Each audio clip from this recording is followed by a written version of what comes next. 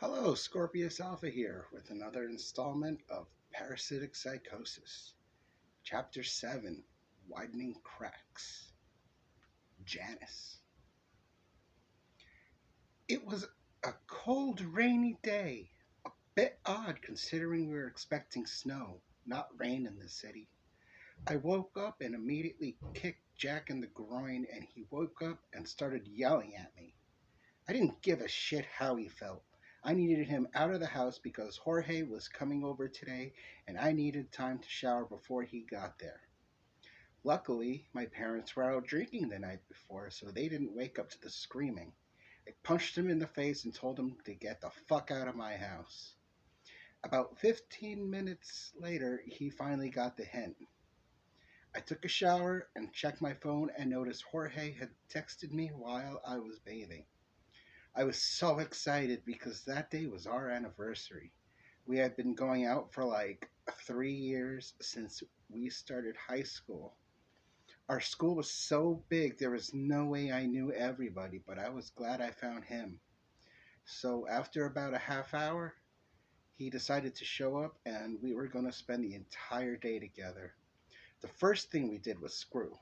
Poor bastard can't hold his own. Anyway, after that, we went to a restaurant for lunch. They took way too long for our order, so I got bored and gave him a blowjob from under the table.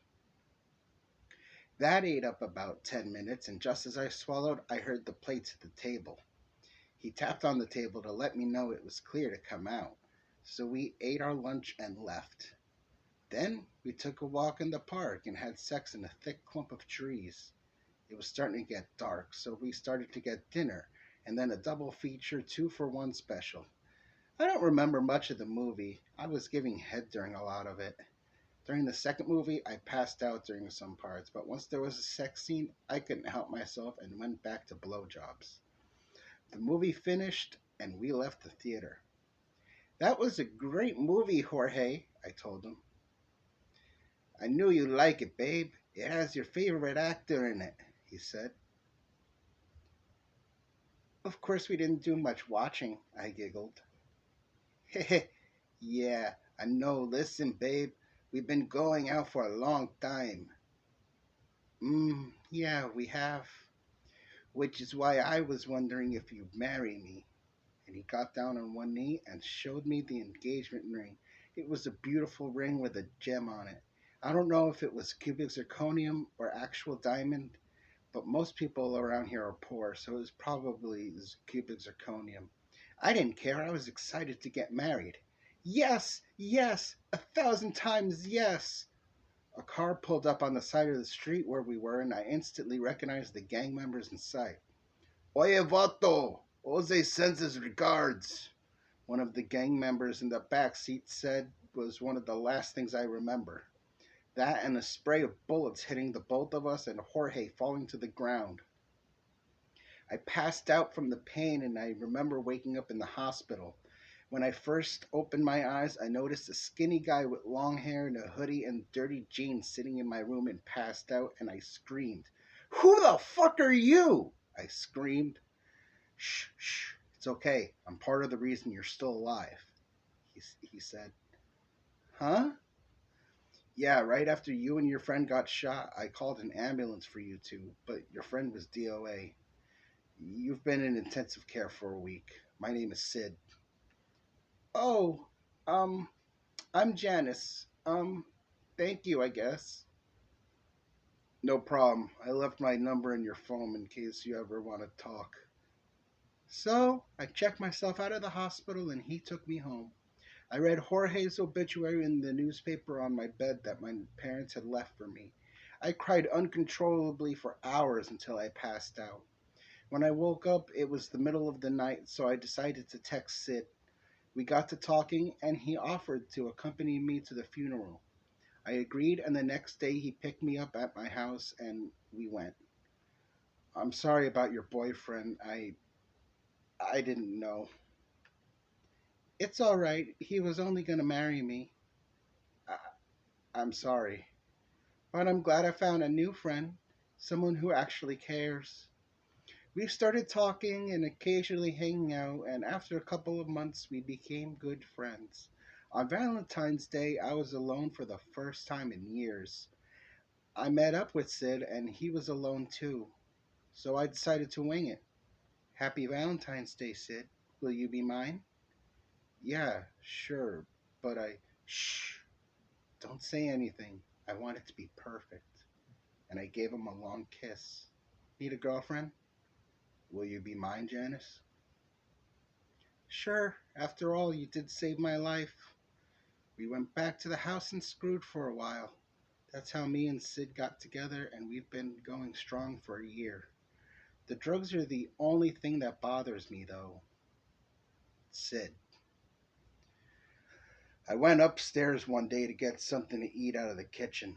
As I go into the dining room, I spotted Rob fist fucking Carmela on the table. So I turned right around and headed back upstairs to my room. I was so bored and Zach wasn't home, so I couldn't ask for anything, and I was completely out. Luckily, he was having a party that night, and I still had a few beers in my stolen mini fridge. I took a couple out and downed them like water. I went into Rob's room and I noticed he had a couple bags of horse on his dresser. I did one and pocketed the other and decided to go for a walk. It was already starting to get dark out. It was twilight. After wandering around for 3 hours, spending most of the time staring at the grooves on a tree, I decided to go back home. I walked into the house and Rob slammed me against the wall.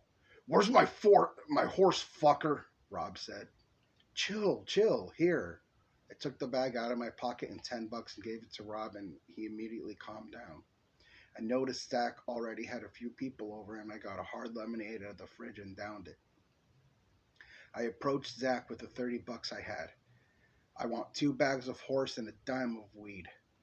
No, man, it's a party. Just have at it, Zach says. Seriously? Hell to the yeah. Before long, more and more people started to show up. I smoked, snorted, and drank my way into an inebriation. Around 11:30, I left the house and started walking around town. After about half an hour, I started to crash a little bit. I heard gunshots and ran into the direction of the shots, meanwhile trying to regain my composure. I got there and saw 2 bodies lying on the ground, a Puerto Rican dude and a white blonde chick. I called 911 and knelt down and checked the boy's neck. No pulse. I checked the girl's neck. Faint, but there. Within minutes, the ambulance pulls up and the paramedics came out. What happened here? One of the paramedics asked me. So I was walking down the street and I heard gunshots, so I rushed over and found the boy over there dead and she still has a pulse. Okay, try to keep her alive, the paramedic yells to the others. I'll try to revive this one. What's your name, boy? Sid, sir. Sid, thank you for your help, but we'll take it from here. Do you mind if I take a ride? She's a close friend of mine, I said. Truthfully, I didn't know her, but she was kind of hot, so maybe I might get something out of saving her life. Sure, whatever. Just don't touch anything. Yes, sir. So I rode in the back of the ambulance holding the girl's hand while they tried to revive the guy with no luck. We got to the hospital, and after a week in the ICU, she finally woke up. I wasn't there the whole time, but I did manage to steal pills from the nurse's station during every visit. A few minutes before she woke up, I passed out after eating a couple mind erasers while I was on horse. After talking for a little while, I learned her name was Janice, and we got to talking. I'll tell you something. She fucks like a slut, and it's great. I took her to meet my friends at home, though Brian wasn't there, but who gives a shit about him? I tried to get her to smoke with us, and after a little convincing, I managed to talk her into it. It was just a normal blunt, but she passed out instantly, and when she woke up, she had amnesia. She didn't know who I was, where she was. It was bad. What a lightweight. She finally got her brains back into her head, and when she realized everything, we were back to normal. So to celebrate, we went upstairs and screwed. She even let me snort some coke off her tits. So one day she tells me we haven't had a proper date, which was right considering all that had happened in the time that we've known each other. So we decided a nice lunch at a restaurant would be nice. As we were waiting for our food, she went under the table and gave me a blowjob. It was the best date ever. We went back to my house and I did some more drugs, but she said she didn't want any more. That was fine with me. More drugs for me. We screwed and I took her home. She told me she was getting her own apartment soon and I should help her move. I asked if I could move in with her and she told me no because the walls were thin and the neighbors would be able to smell whatever I was smoking. That was fine with me, considering living with Zach has its benefits. Needless to say, I agreed to help her out. I see her almost every day. Sometimes she's too busy to hang out, but I understand. If I wasn't there that night, we wouldn't have gotten together and I wouldn't have saved a life, especially when in the long run, it'll be the best thing I think I've ever done. We've been going out ever since, and she's wonderful. I couldn't ask for a better girlfriend. The only thing is, she's always on the phone talking or texting someone, which kind of worries me. I don't know if she's doing something behind my back. Rob. Carmela came over the house today and was really upset, so I asked her what was wrong. She was having problems at home. I made it up to her by fucking her. I loosened her up enough that I was able to fist her by this point. I was in the process of doing her on the table when I heard a noise behind me. I turned around and there was nothing behind me, so I proceeded to finish and lick the cum off my fist and went into the bathroom. We cleaned ourselves off and I went downstairs because I still had a couple bags of horse left. One for me, one for her. I checked on top of my dresser and noticed they were gone. Babe? I asked. What? She asks. Where's the horse? It should be on your dresser. It's not there. I could only come to one conclusion. Sid must have taken them. Fucking bastard. He knows if he's gonna steal my shit, at least leave the money's worth in its place so I could get more. I was pissed. So I took a walk and a couple hours later Zach told us to get ready for the party. I do have a confession though. I'm not sure how it happened or what happened exactly, but after I left the house I started the hunt for Sid. I checked his usual spots but couldn't find him anywhere. Then I saw this hot looking redhead with huge tits and a nice body. I approached her, and the next thing I remember, I was in the alleyway with large shards of bloody, broken glass. And she was bloody, naked, and in pieces in the dumpster.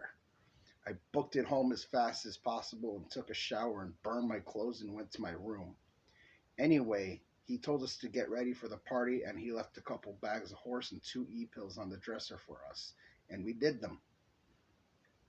We went upstairs and a few people showed up. I pounded a few, and after about an hour, Sid came home. I slammed him against the wall, asking for my shit, and he immediately surrendered. What kind of world do we live in that even best friends can't be trusted anymore? He's still my best friend, but I'm going to keep an eye on him. If he steps out of line again, I'm going to have to be firm with him. The party was good. We smoked some weed, shot up some horse, drank like motherfuckers. It was good. Sid left the house at some point, but I didn't care. At about 3, people went home, and Sid didn't come home till like 4. Zach passed out on the couch, and Brian passed out on the floor. Me and Carmela went to my room and fucked and fell asleep. Carmela's phone was blaring at 7 in the morning. It pissed me off. It was her mom calling, asking where she was and why she wasn't home because she had school. She decided to hang up the phone in the middle of her mom screaming at her. Is everything all right, babe? No, my fucking mom won't leave me the fuck alone. Ugh, I wish I was 18 already so I could move in with you. Soon, baby, soon. Yeah, another fucking year. I can't wait that long. So, spend as much time with me as you possibly can and not at your mom's house. Eventually, enough time will go by and you'll be old enough to move in with me. That sounds like a wonderful idea, Rob. We passed back out, and by the time we woke up, it was the afternoon. We got up, did some blow, and fucked. That's basically what my days consist of anymore. Not much to tell, but thankfully, Carmela's getting closer to 18 and we can be together all the time. It's just as well. I hardly ever see Sid anymore. He's always with that whore of a girlfriend who I'm pretty sure is cheating on him. She talks to Brian a lot, but whatever. Fuck him. I have Carmela, who I can still do drugs with, and as a bonus, screw. I've had to start hiding my shit because otherwise Sid might steal it.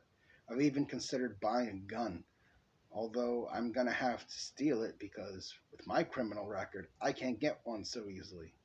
Maybe I should take on Zach's approach and go out and break legs and shit, like he almost did to me when I was 14. The last guy that crossed Zach ended up dead and missing. They still hadn't found him, or know it's Zach. Me and Sid were there for that, and he swore us to secrecy, or else he'd do the same thing to us.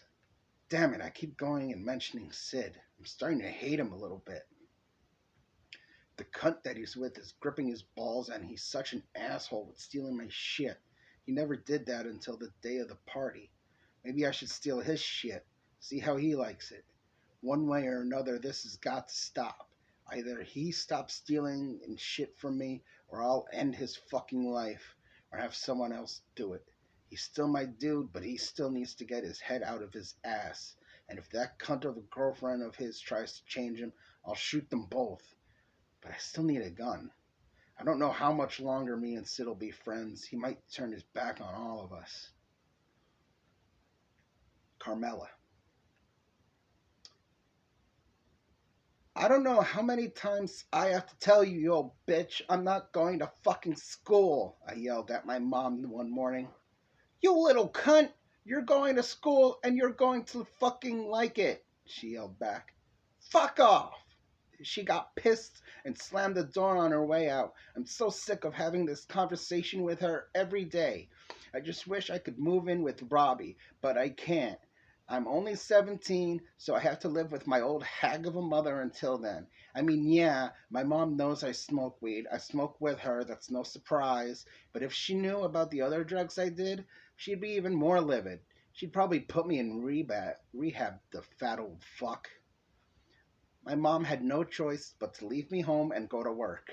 I did a couple lines and watched some cartoons while waiting for Robbie to text me back.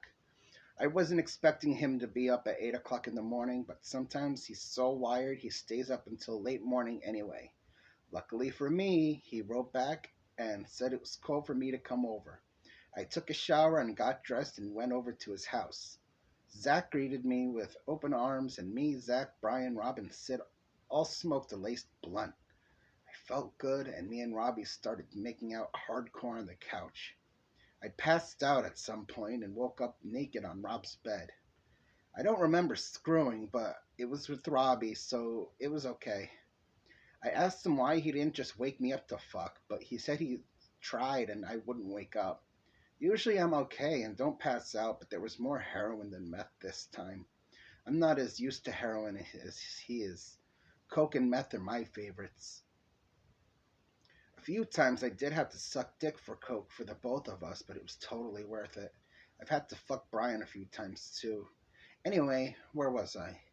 Oh yeah, so we got up and he gave me a couple pills to get me high, considering it had only been a half an hour span that all this happened, so he was still flying high.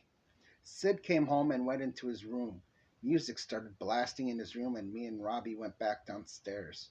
He bought a couple bags of heroin for later and put them on his dresser. We decided it was a good idea to go for a walk, so we stopped at the local burger restaurant and made pigs of ourselves.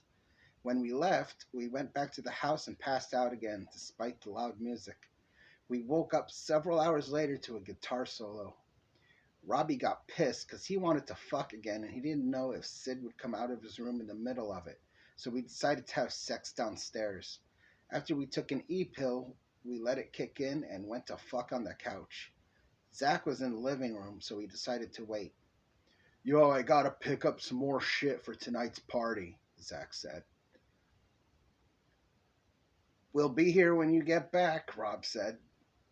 Don't let no one touch my shit or there will be hell to pay. We know this by now. Zach left and we decided to take our chance. Then I noticed how smooth the surface of the table was. Babe? I asked. Yo, let's fuck on the table. Alright. So as he's fingering me, he starts fitting more and more fingers and it felt amazing. Before I knew it, he had his whole fists in my pussy. It was amazing. He looked back for a second and I don't know why. We eventually finished screwing and we cleaned ourselves up. We went to his room and he asked where the bags of heroin went. Like I know. I told him it should have been on the table, and he said they were gone, and Sid must have taken them. Fucking bastard. He has his own shit. Why did he have to steal from us? Robbie was livid the whole rest of the day without his heroin. He left the house for a couple hours and came back pretty shaken up. I think he was looking to hunt Sid down but couldn't find him. He was bloody and didn't answer me when I asked what was wrong. An hour later, when Sid finally showed up, Robbie slammed him against the wall and demanded what he stole, and he coughed it up. The party was great. I've never been so trashed in my life. We passed out, and my bitch of a mother called me at 7 in the morning to yell at me for not being at home so I could go to school. Like I give a shit. I hung up the phone on her. I wasn't dealing with that bullshit. Like I said, every single day I have to deal with that shit. I talked to Robbie about it, and he made me feel better by telling me that it was him that I should really pay attention to and love, and he's totally right. We passed back out, and when we woke up, I had him take me to the abortion clinic. This was my seventh time. They knew who I was already, so it was no problem having it done. They lectured us and blah blah condoms, blah blah contraceptives, blah blah blah. We finally get out, and to celebrate, we went back to the house, and he dipped his cock into the coke, and I sucked it off, and I had him lick the coke off my asshole. And we did anal since I just got scraped and did some more lines and passed out. Having this kind of life with Robbie makes me so happy. I hope we're never apart. Since he's been in my life, I've been much happier. If it weren't for my bitch of a mom, my life would be perfect. Once I turn 18, I'm definitely moving in with my wonderful boyfriend. He treats me so right and takes real good care of me. I love him so much. Between all the friends that I've lost because they abandoned me and my crappy ass family, he's the only one who actually been there for me and with me. I wonder if maybe someday we'll get married. Charlotte. You fucking bitch, was the last thing I remember after falling down the stairs and smacking my forehead on the floor after my drunken dad pushed me. I woke up not knowing how much later, but my forehead stuck to the floor a little bit from the dried blood. But it was no problem getting up. I stumbled back upstairs and saw my dad passed out halfway on the stairs, so I gave him a few swift kicks to the head. He'll feel that when he wakes up. I made my way to the bathroom and washed my forehead. I had a deep gash from above the right side of my right eyebrow to the right of the left eyebrow. Looks like I won't be going to school for a few days. To think, I was doing so good for a couple of weeks. Oh well. I went into my room, grabbed the switchblade from my dresser drawer, and went back into the bathroom and cut a new line on my left arm. I'm up to 6 on my left arm and 7 on my right. I only do one at a time unless I'm really depressed, then it's one on each arm. I've only had to do that twice, and I've been at this for 2 years. I don't know what I'm going to do all day while I'm supposed to be at school. I'll probably end up telling Leon to skip out and keep me company till school lets out, then go to his house like I usually do. I'll wear a big hoodie or hat or something to hide the cut. I don't know what to say to people though. I don't mind telling Leon, he knows how my dad can get. I'll just wear long sleeves. Hopefully he won't ask. He gets mad when I cut myself. After the high of cutting my arm was gone, I cleaned up and went to my room. I didn't notice at first, but it was getting late. It was almost midnight. I shut off my alarm and sent a text to Leon to come over in the morning and then went to sleep. When I woke up, Leon was asleep next to me just like I was hoping for. I cuddled next to him and fell back to sleep. I woke up an hour later because I was cold and I noticed the window was open. I guess Leon forgot to close it when he came in. He does that a lot. I woke up around 1:30 and I shook Leon awake. He mumbled something and fell back asleep. He is so difficult to wake up. It's so unnerving. After a couple tries, he finally woke up. "Oh, hey, baby," he said, half asleep. He jumped a little when he saw the cut on my forehead. "Babe, what happened to your forehead?" "My dad got drunk again and pushed me down the stairs." "Wow, what a dick. I'm sorry that had to happen to you, baby."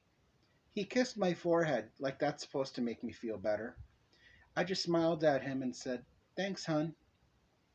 What I really want him to do is show me that he cares instead of being soft. Threatening to kick my dad's ass or go on about how it's bullshit the way he treats me like shit when he's drunk or something. No, he just agrees that he's a dick and a kiss. I swear, sometimes my boyfriend can be quite a pussy. To think, as soft as he is and he wants to be a cop? Never gonna happen. He'll probably feel bad for the people he arrests. Then again, if they catch him on a bad day, he might be fired for beating someone up if they give him an attitude. I know, I have. 4 of my scars are because of him. He punched me in the face and slapped me. Leon gets 2 cuts every time because he's my boyfriend and should care enough about me not to cause more scars, and I think he forgets sometimes. After all, he always claims he took his medication, so if anything happens, I can blame him and he can't say shit because he'll have no excuse. I'm hungry, babe. There's stuff for a sandwich. He went downstairs and came back up, and I had just finished getting ready. Come on, it's 2 o'clock. So we left my house, mingled through town until school let out, and then went to Leon's house. Hi, Leon. Hi, Charlotte, Moxie said as we entered through the front door. Hi, we said back. We went upstairs and laid our backpacks on the bedroom floor and turned on the television. We just laid there and watched it for almost 2 hours before Lance took over. It's not fair that just because he's Leon's younger brother, he can take over the TV when he comes home from school. Before long, it was time for them to have dinner, so I just sat in Leon's room texting him while he ate with his family. I don't like to eat in front of them. I don't know why. Maybe it's because I don't like Hispanic food except tacos. But if I'm going to eat with them once, then I have to eat with them all the time. They keep inviting me and I keep refusing. They should give up by now. After Leon was done, he came back upstairs and we went back to lying down and watching TV. Then I noticed he was texting someone. I looked on his screen. Who are you texting? Gabby. Seriously? You're texting her now? Come on, I don't look at her, I don't talk to her, I only text her. It's the only communication I have with her. I told you not to communicate at all with her. Texting counts, asshole. What the hell? She's my friend. Because I don't trust her, Leon. Why the hell not? Because she wants you, even though she knows you're with me. Shut the hell up, Charlotte. Make me, asshole. And then he got up and slammed me against the wall and started choking me. Luckily, at the same time, his dad came upstairs to see what the commotion was. What's going on here? Leon, get your hands off your girlfriend now. He let go and sat back on the bed. I'm sorry, Charlotte. I didn't raise my son to hit women. He glares at Leon and walks into his room. I don't know how much longer I can deal with this before I completely lose it. He's talking to other girls and it pisses me off. I'm supposed to be the only girl in his life. It's fine for him to have guy friends. He won't have sex with them. We've been together for almost 2 years, but I'm starting to get real sick of his shit. Looks like I'll be getting 2 new cuts today. Maybe one day things will change. Leon. I got another text from Charlotte. What a surprise. I told her I was chilling with the boys today. She knew this. It's been a while since the 3 of us actually were able to hang out together. School and ROTC doesn't count, considering Charlotte is always there, too. I ignored her text and answered Gabby instead. We haven't talked in a while. I was wondering how she was doing, since we never talk anymore. Charlotte won't let me, and it pisses me off because I want to be able to have any friend I want, whether they are male or female. She's holding me back from having a social life, and her reasoning is illogical. No matter what she tells you, my friends, no matter who they are my friends, and that's that. I finally got the message that Aaron and John were outside, so I left the house. What's up, guys? I said upon leaving the house. Yo, what up, fam? Aaron said to me. What's up? John said. I'll tell you what's not up. Us, I said. You are right, homie, Aaron said. Please tell me you got. Fuck yeah, dog. He pulls at least an eighth of weed out of his pocket. Hell yeah, let's do this.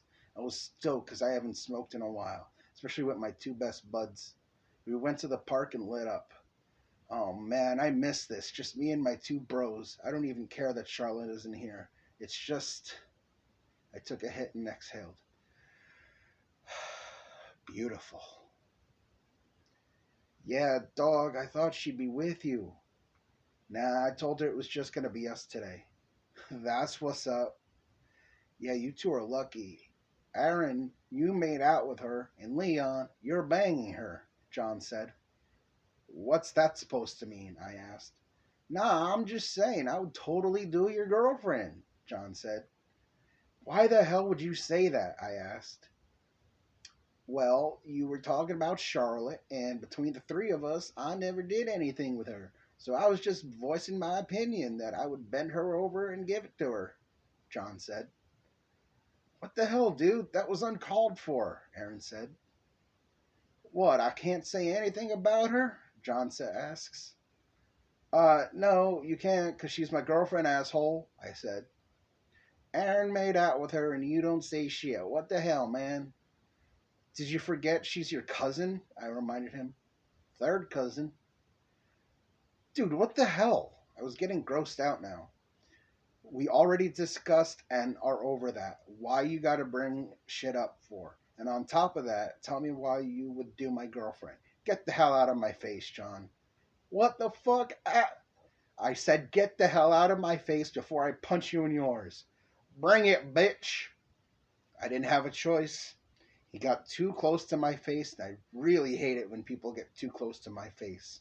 I was gonna let it go because he's one of my best friends, but when he got close, he decided it was a good idea to headbutt me, and I just lost it.